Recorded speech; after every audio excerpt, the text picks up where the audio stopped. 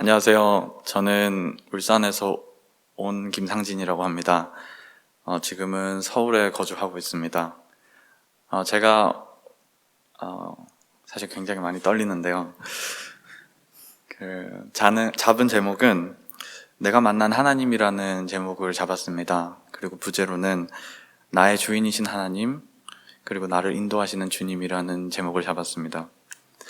간증을 시작하는 첫 주에 간증을 할 수 있겠냐는 그런 연락을 받았습니다.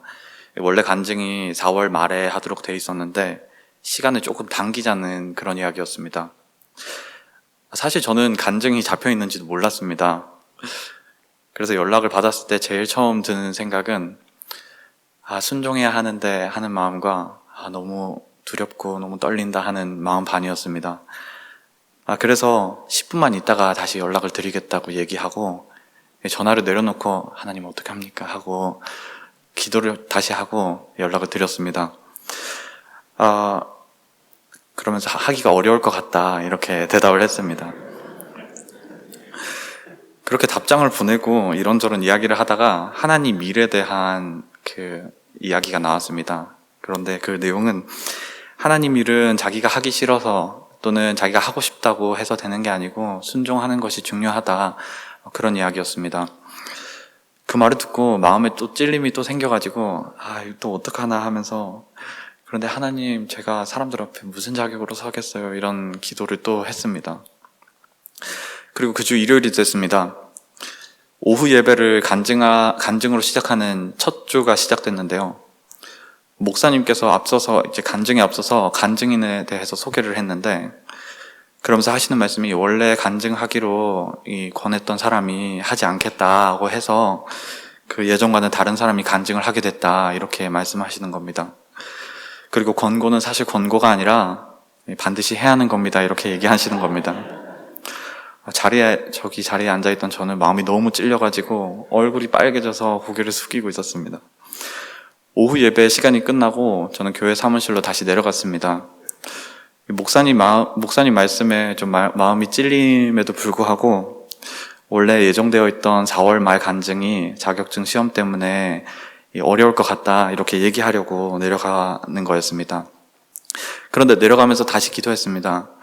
하나님, 사정이 이러이러해서 못하는데 이번에도 또 거절했는데 하라고 하면은 그때는 하겠습니다. 그렇게 내려가서 사무실에서 얘기를 잘 마쳤습니다. 그런데 며칠 뒤에 예배부의 한 형제님께서 연락이 왔습니다. 이 간증 시간을 좀 조정하게 됐는데 조금 더 일찍 할 수 있겠냐는 내용이었습니다. 이 사무실에 전달한 내용이 엇갈렸는지 여전히 간증이 예정돼 있었던 겁니다. 그래서 저는 네, 가능합니다, 이렇게 얘기를 했습니다. 그러면서 마음속으로는 하나님 알겠습니다, 그냥 할게요, 이렇게 생각을 했습니다. 저는 기독교 가정에서 자라났습니다. 구원과 믿음에 대해서 특별히 깊이 생각해 본 적은 없지만 어려서부터 교회를 자연스럽게 다녔고 이 하나님과 예수님에 대해서 많이 들었습니다. 그리고 부모님은 너의 주인은 하나님이시다 라는 것을 항상 가르치셨습니다. 인생에서 처음 위기를 느낀 순간은 대입을 앞두고였습니다. 저는 대입을 앞두고 갑자기 진로를 바꾸게 됐는데요. 정말 이제 어디서부터 시작해야 될지 모르는 그런 막막한 상황에 놓였습니다. 그래서 어떻게든 돌파구를 찾으려고 노력하던 저는 정말 심적으로 포기 앞에 서게 됐습니다. 인생이 마구잡이로 꼬이는구나, 이렇게 생각하면서 이 문제 앞에서 아무것도 할 수 없던 제가 너무 비참하게 느껴졌습니다. 그런 상황 앞에서 하나님을 처음 간절하게 찾았습니다. 1년의 대입 준비 끝에 별다를 것 없어 보이는 결과였지만 제게는 정말 끝없이 긴 시간이었습니다. 대입을 겪으며 저는 해결할 수 없는 내 문제를 해결하실 수 있는 유일한 분은 하나님이라는 사실을 느꼈습니다. 단순하게 대입을 해결하시는 하나님, 이런 이야기가 아니었습니다. 인생을 살며 스스로 해결할 수 없는 문제, 그리고 누구도 도와줄 수 없는 그런 중대한 문제가 나에게도 생길 수 있다는 그런 사실을 처음 느꼈습니다. 그리고 나약한 나를 위해서 하나님이 문제투성이로 살아갈 수밖에 없는 나를 위해서 그런 나를 위해서 내게 오셨다는 사실을 알게 됐습니다. 저는 작고 보잘것없고 하나님 없이는 앞으로도 내 인생이 이렇게 꼬여서 살아갈 수밖에 없다는 것을 알았습니다. 하나님께서는 이런 하찮은 저를 위해서도 아무 죄 없이 이 땅에 오셔서 십자가에 못 박히시고 피 흘리시고 스스로가 하나님의 화목제물이 되셔서 내가 다시 하나님께로 돌아갈 수 있게 하셨다는 그 사실을 마음속에 느끼게 됐습니다. 이제 예수님께서 십자가에서 흘리신 피로 저를 비참하고 실패할 수밖에 없는 그런 인생에서 하나님 없이 결국 사탄이 이끄는 대로 그렇게 살아갈 수밖에 없는 그런 종된 인생에서 구원하시고 나를 피값으로 사셨으니 나의 주인이 나의 구주이신 예수 그리스도라는 사실을 인정했습니다.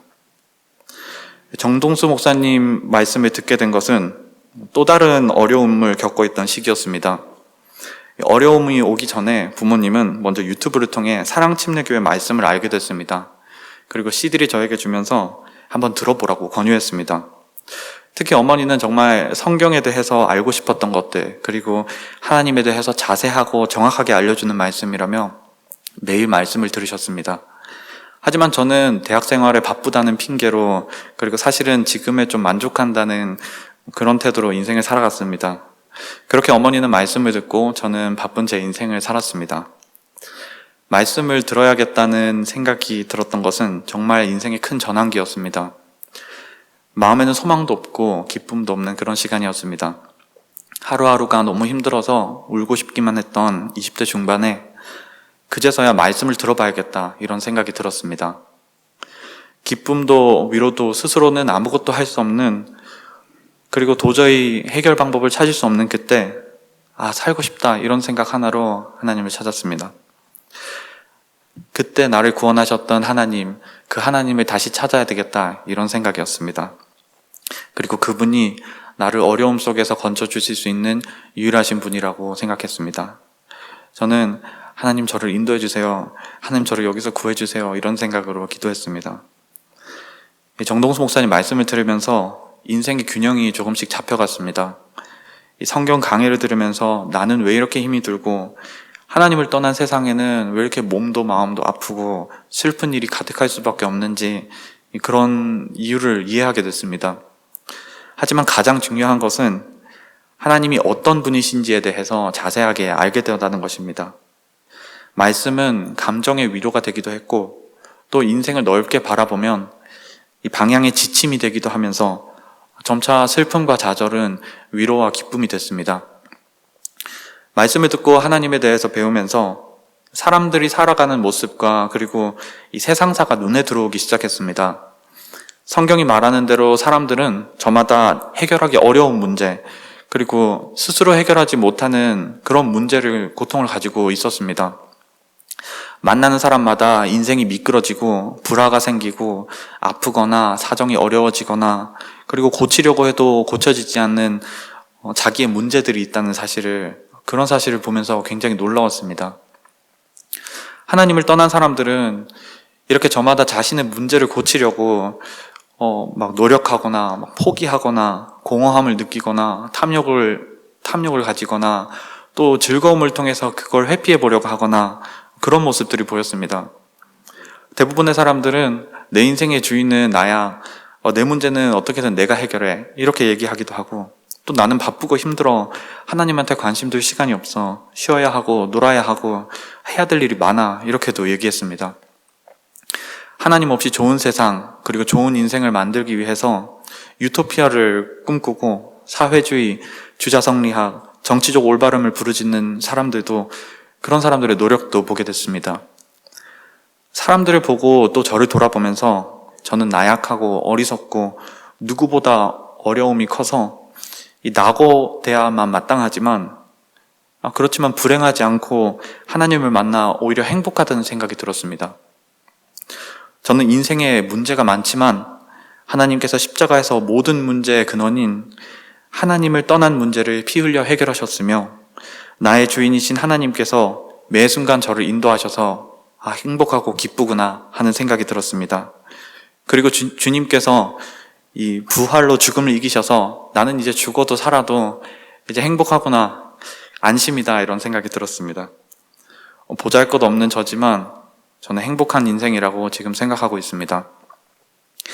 마음의 기쁨에 생긴 저는 누군가 저의 인생을 보면서 이 인생의 어려움과 막연함이 있다면 이 구원자 예수님이 저를 통해 드러날 수 있다면 좋겠다고 생각했습니다.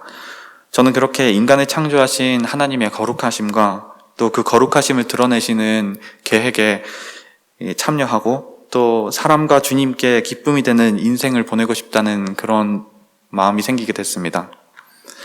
사실 이렇게 공개적으로 사람들 앞에서 믿음을 고백하는 것이 정말 부끄럽습니다. 아무것도 아니고 사실 비참하고 나약하기까지 한 제가 사람들 앞에 서는 것이 너무 부끄럽고 믿음을 이야기하는 것도 주제넘은 것이 아닌가 하는 생각이 들었습니다. 하지만 한편으로는 이런 저조차도 하나님의 은혜로 기쁨이 있는 삶을 살 수 있다는 그런 놀라운 사실, 그리고 이런 구원을 주신 하나님의 능력과 그리고 그 사랑을 말하고 싶다고 생각했습니다. 저는 사실 아직도 되게 미련하고 어리석은 사람입니다. 무엇 하나 변변한 거 없기에 인생을 살면서 저의 주인이신 하나님을 의지하게 됐습니다. 그런 마음으로 처음에 하나님, 저는 간증이 무서워요 라고 기도를 했던 것입니다. 재미난 것도 없고 대단한 것도 없지만 이렇게 저의 이야기를 들어주셔서 감사합니다. 또 저를 구원하시고 하나님의 거룩한 영광에 참여하게 하신 주님께 감사드립니다.